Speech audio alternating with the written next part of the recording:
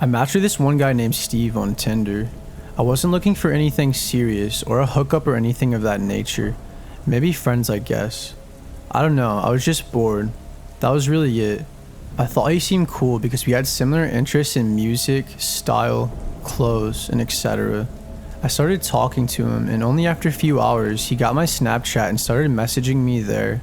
He started asking if I wanted to hang out later that night. I didn't reply for maybe 30 minutes or so, and that's when he started sending me multiple messages at once, without a response from me first. He sent me a question mark, and then 15 minutes later, he sent another message that said hello with a question mark. I don't like when people do that, and it gives kind of a red flag to me, especially when it's someone you have never met before online. I then started ignoring him altogether because it made me a little uncomfortable. In my experience, when a guy does that and it's someone that you've never met, they are usually very needy and sometimes controlling. So I steered myself away and didn't think much of it. I was out on a walk with my dog at a nearby park that I usually take him to a few times a week. I live in an apartment, so I like to make sure he really gets the exercise he deserves. We took a short break by this bench where I sat down for a few minutes. Just enjoying the view, you know, and relaxing out in the nice spring weather for a moment, appreciating nature. Maybe after 10 minutes of sitting there, a random guy starts running my way. "Emily, hey, is that you?"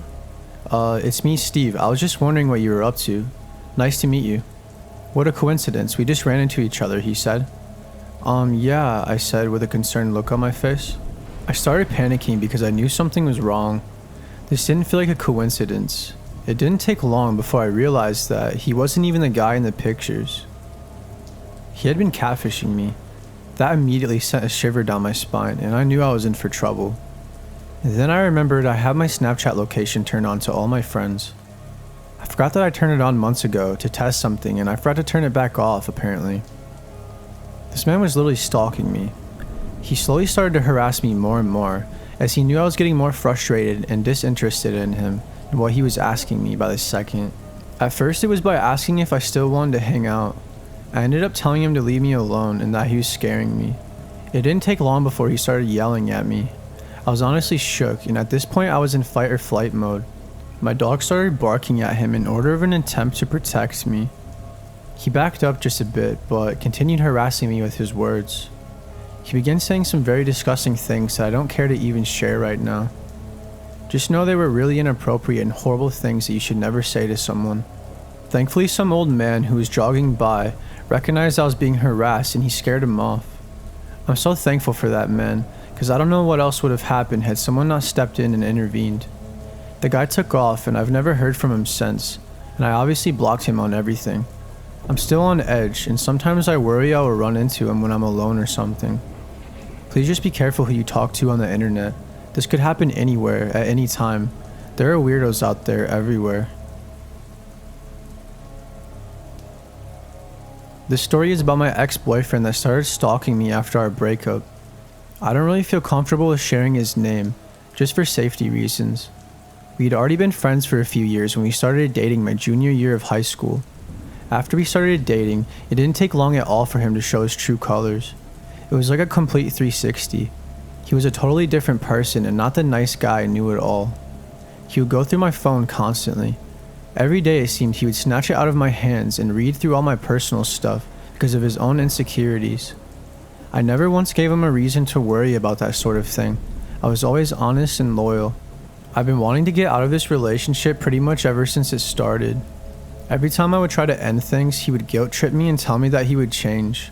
He would even go as far as lie to me about going to therapy and taking meds that were prescribed to him for his anger problems. It was constant lying and manipulative behavior from him. He would continuously accuse me of cheating the next day though, or sometimes even hours after telling me he would change. He would cuss at me, call me names, threaten suicide, and even threaten to physically harm me on a few separate occasions. He wasn't on drugs that I knew of, and to be completely honest, we were never really that close in our relationship, so I don't know what even sparked it in him to act like that, or why he thought it was acceptable. Finally, by my senior year, I was so done with him, I finally decided to break up with him. Yes, just like I thought it would, it made everything worse. Way, way worse. I thought he was crazy then, But holy smokes, I didn't even know human beings were capable of being this evil. I changed my phone number and I moved 45 minutes away with my best friend into a new apartment that we shared together. I was feeling hopeful and happy to finally be away from him. Within only a few days, he would randomly just show up where I was, the movie theater, the tennis court, and restaurants we have never even been to before. He would always just try to talk to me, but I would always just leave immediately and tell him I was busy. He would get furious when he saw me with another guy, no matter who it was. It could have been my cousin and he still would have lost his mind.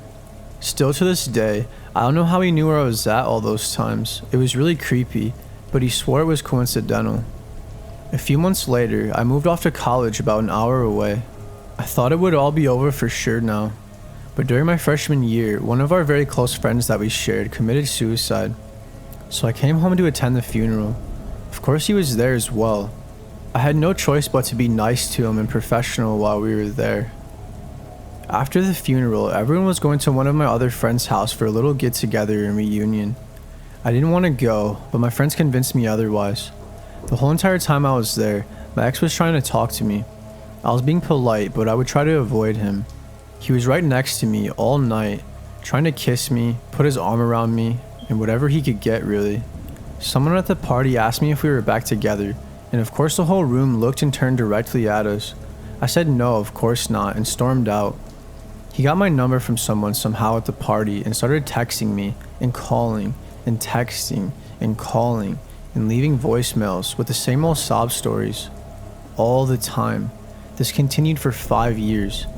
I ended up moving out of state and I quit talking to everyone from back home, apart from a very select few amount of people that I wholeheartedly trust. The phone calls have finally stopped, hopefully for good. I still get anxious whenever I go back to my hometown and worry that I'm going to run into him again one day.